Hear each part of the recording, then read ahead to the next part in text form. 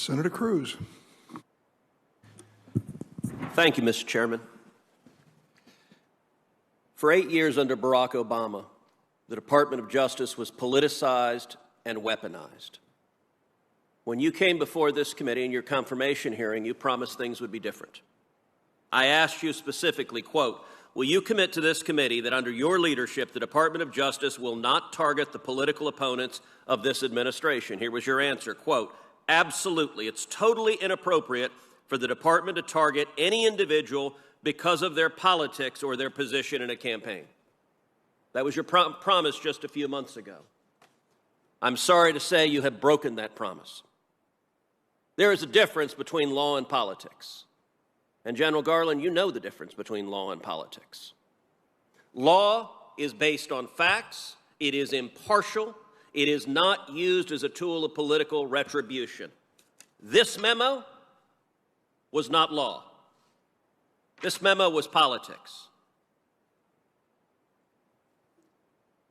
On Wednesday, September 29th, the National School Board Association wrote a letter to the President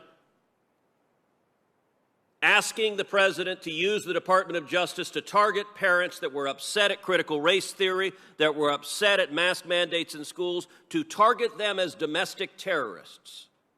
On the face of the letter was in repeated consultation with the White House, in explicit political consultation with the White House. That was on Wednesday, September 29th. 5 days later, on Monday, so right after the weekend, boom, you pop out a memo, giving them exactly what they want. Now, by the way, I understand that. In politics, that happens all the time. An important special interest wants something. Sir, yes, sir. We're going to listen to them. Let me ask you something, General Garland.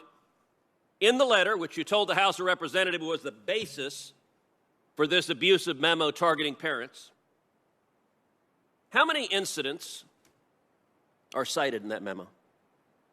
I have to look back through the memo. I can't count it. You don't know. How many of them were violent? Again, the general report... How many of them were violent? Do you know? I don't know. You don't know. And there's a reason you don't know.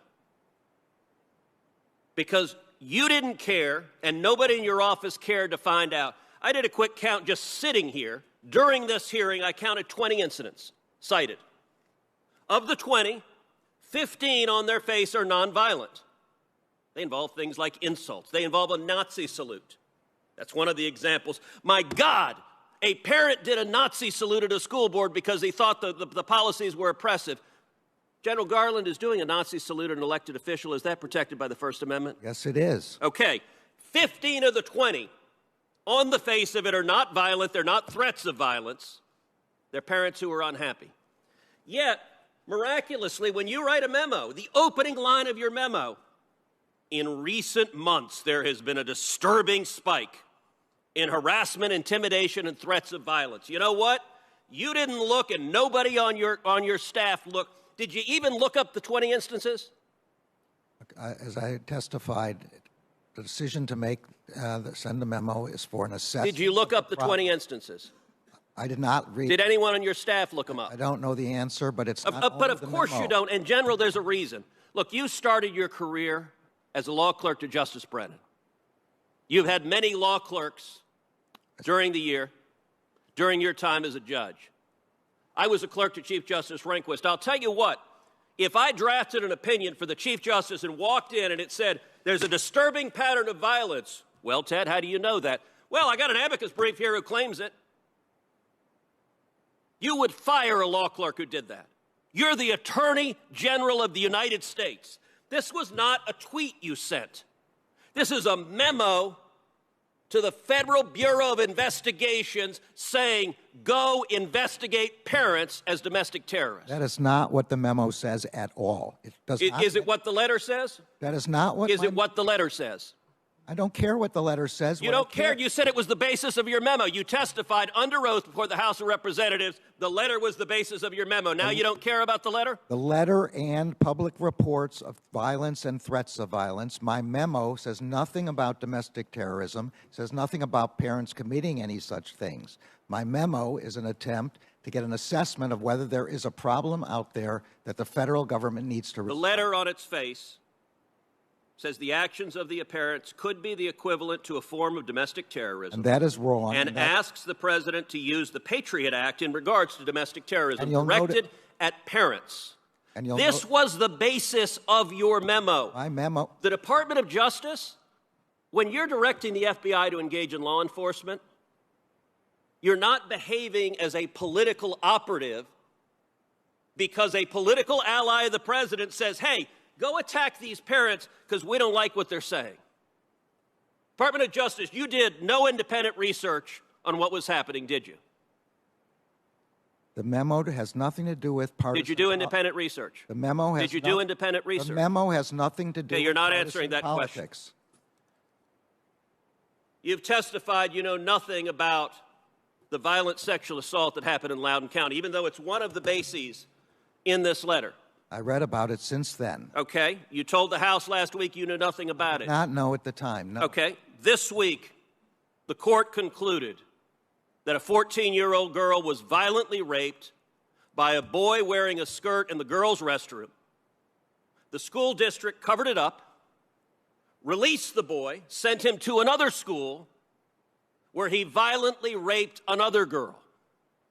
The father, who Mr. Hawley just showed you, was the father of the first girl. He was understandably, do you understand why a parent would be upset when your daughter is raped at school, the school board covers it up, and then lies to you and claims there have been no assaults, we have no instances of assaults in our bathroom, and that was a flat-out lie, as the court concluded this week. Do you understand why the parent would be upset? Absolutely, and any expressions of upset are completely protected by the First Amendment. Except you just called him a domestic terrorist. I never called him that. That's not correct. This letter calls him a domestic terrorist. You based a direction to the FBI, an official direction from the Attorney General, on this letter, and I'll tell you what, the NSBA is so embarrassed of this letter, they've apologized for it and retracted it, but you don't apparently have the same willingness to apologize and retract what you did. Let me ask you something else.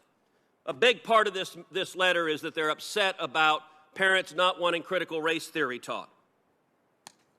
Your son-in-law makes a very substantial sum of money from a company involved in the teaching of critical race theory. Did you seek and receive a decision from an ethics advisor at the Department of Justice before you carried out an action that would have a predictable financial benefit to your son-in-law?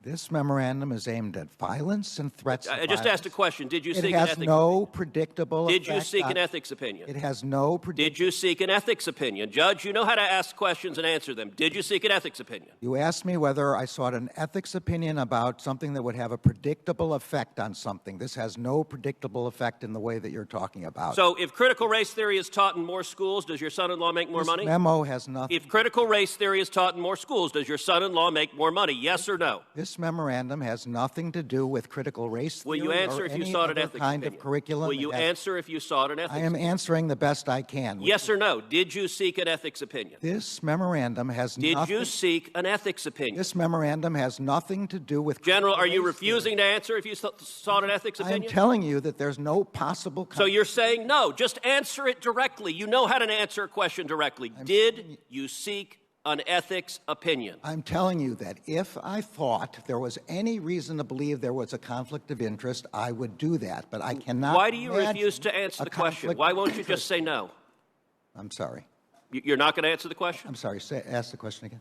Did you seek an ethics opinion? I'm saying again, I would seek an ethics opinion in. So no is the answer, correct? There was a Senator, your time is up.